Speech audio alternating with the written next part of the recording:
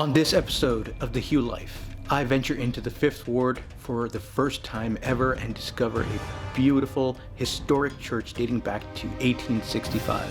Plus, take a tour of Chinatown and Little Saigon. But while there, we will address the elephant in the room on this episode of The Hugh Life. May of 2007. My wife and I load up the Honda Accord, and the two of us made the move to Houston, Texas. In one early social gathering, I clearly remember a few guys trying to educate me about Houston, and in doing so, they gave me the following advice. There's dangerous parts of town that you want to avoid at all costs. One of those, they said, was the Fifth Ward of Houston. I'm going to be real with my audience.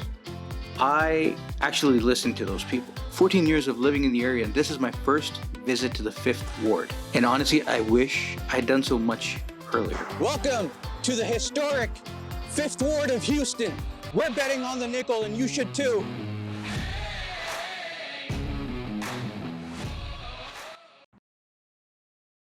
The late Mickey Leland, anti-poverty activist, later became a congressman from Texas. James Prince, L. Franco Lee, and the champ, George Foreman. What strikes me is this is right in the shadows of downtown Houston. So across a parcel of cleared out land and next to a junkyard sits an unassuming church. Well, God bless the internet. I happened to Google the Mount Vernon United Methodist Church, and what I found out literally made me put all my equipment down and read about it for the next 20 minutes.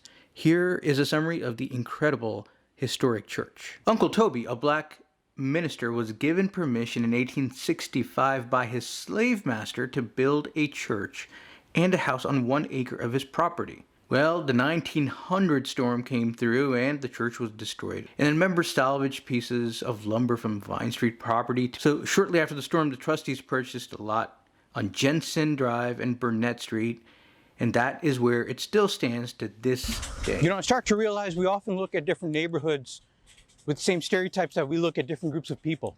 And you come to an area like the Fifth Ward, go to Sharpstown, and you realize those stereotypes are either old or they just simply don't exist.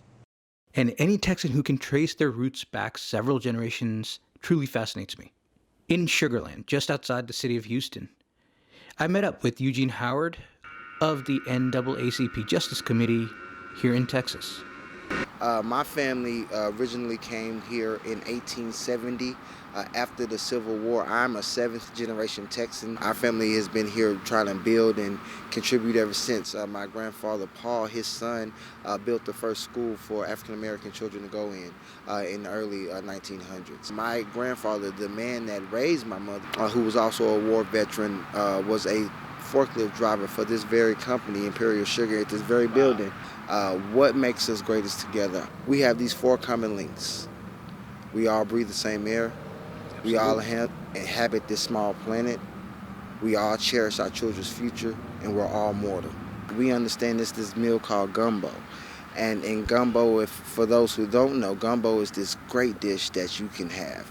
Sausage and crab and shrimp and chicken, and given whatever culture you might come from. I love the gumbo analogy. You know what? You gotta have a dish called halim. Okay. That's probably the closest thing I can think of to gumbo.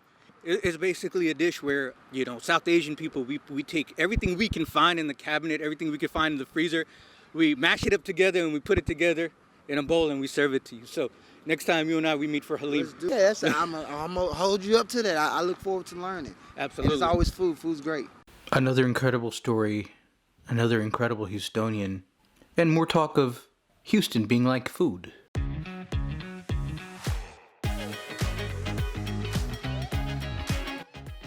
The next day I'll be spending a lot of time in the Asian parts of town. But first I stop by for a quick coffee with Kim.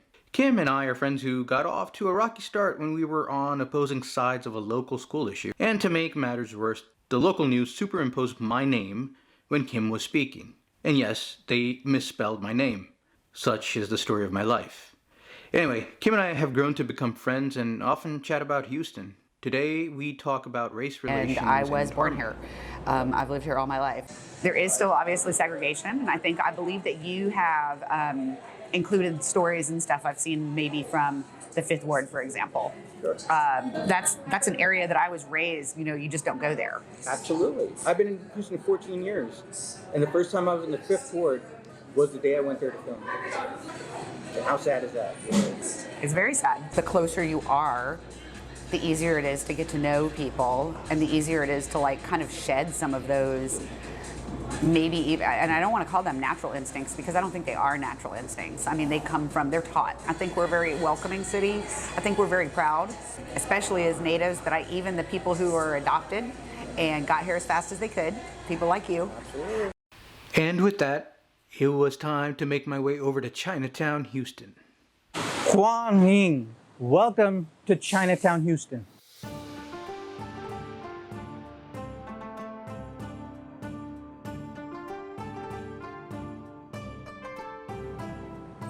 What's up, cafe?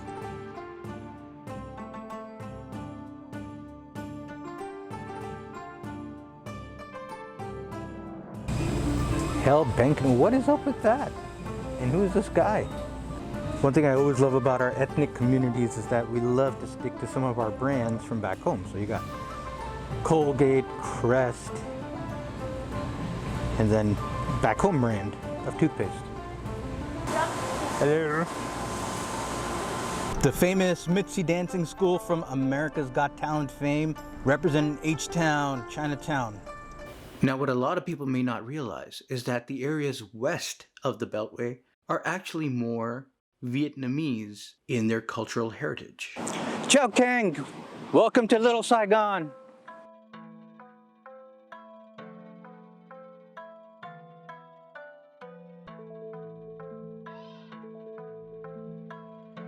And I believe that this translates to in memorial. That's what happens every time I have it's gone. Why is there a green apple on top of that building? Because it's Houston. This is the talking door. Nice to meet you. Hello. It's not in the mood to talk today, but that's okay. The talking door. Come check it out. In Little Saigon, right behind the War Memorial, we have the set of statues, and there's no sign, there's no plate, there's nothing that says what this is. So my interpretation is that this is an ode to the Vietnamese community, the Vietnamese immigrants who've come to the city of Houston, what looks like a family, what looks like a group of immigrants, the beauty of diversity and immigration in Houston. My God, look at the beauty of this art. It's the struggle of so many families, so many immigrant families. You can look at the face of that child. Wow, beautiful and touching. I mean, this is literally getting me a little bit emotional. Now, I knew this morning I wasn't going to come out to this part of town and ignore the elephant in the room. Go back to whatever Asian country you belong in. Racism is nothing new. Asian piece of Oh my God. But until recently, there were rarely headlines about discrimination against Asians in America. Even in our local community, this was an emotional topic. I'm sad. To discuss this all, I decided to meet up with Nelvin Adriatico, a longtime community activist who I actually met recently at a rally against hate. He asked that I come meet him at a huge back-to-school drive. And the news has started to break about COVID. Yeah. And before we all had our masks on and before we were quarantining, this started affecting the Asian American community, and it affected the Asian American community right here at Drive, blocks from here. It's really the hardest part because this COVID is supposed to impact all of us, right? It has no boundaries, no gender, no color of your skin. Everyone gets affected. So when they start having this hate because of Asian American, because they're calling this like an Asian disease or something, or because it started from China, it really hurt me. You know, I remember that speech. It was the first time I heard you speak, and I heard the emotion in your voice that day. And, you know, I can kind of sense the pain still in your voice to this day. But you know, we always strive to get some positivity out of the negative things. Look what we're doing right now. Look at the people here. And so many Asian Americans coming together, right, to help this community. And that's what we want to show the world. We want to show the people that, you know what, when any calamities or anything that can happen, all of us actually has to come together. But I want to point out, this is not the first year. No. This is not the second year. This is not a post-COVID thing. How many years have you all been doing this? We've been doing this for the past 40 years. Right. But there's thousands and thousands of people inside, and there's lines. I said, like a couple hundred people. Yeah. And then right here at the entrance where we came in this morning, And 2 hours ago, and there's hundreds of people in this line, and I'm seeing smiles on faces. It's always have to make sure that we can inspire people.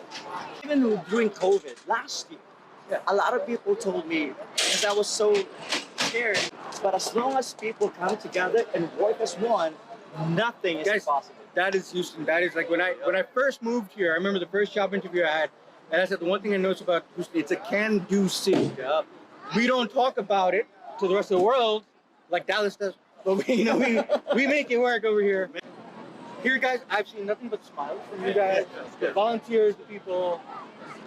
Just imagine Amazon keeps bringing boxes. I've seen nothing but boxes. to Amazon.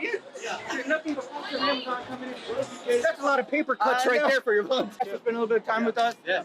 And the Hugh Life here at Plaza America. And this is beautiful. It's a humid day. It's a beautiful, humid Houston day. This is the life in Houston. Yes. Thank you. Thank you, guys. Thank you. All right, guys. Yep, that's Houston.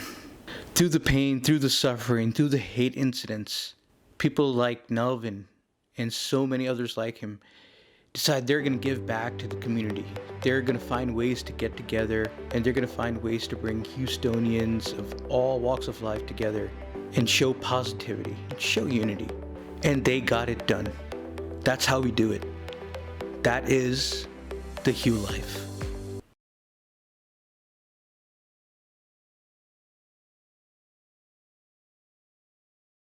I'm hoping to interview the artist behind the Be Someone Bridge, the accidental Houston icon. I'm starting a movement. We don't have the Golden Gate Bridge. This is all we have.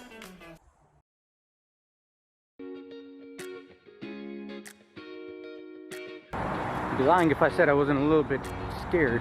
It's probably not a good idea. Damn it, I'm too old for this.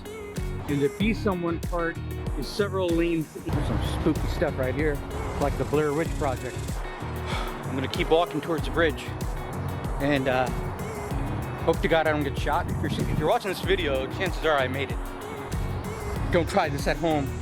Come on, dude. I hear sirens. Be Someone guy. If you're watching this, I hear you. This is gonna be my trophy for all the memories. Uh-oh. Oh, God. Hey, man. What's up? We finally get to meet. Hell yeah. How's it going, man? This is a pleasure. Yeah, thank you. But now everybody wants to know, fans want to know, have we seen the last of Be Someone? Is it coming back? So,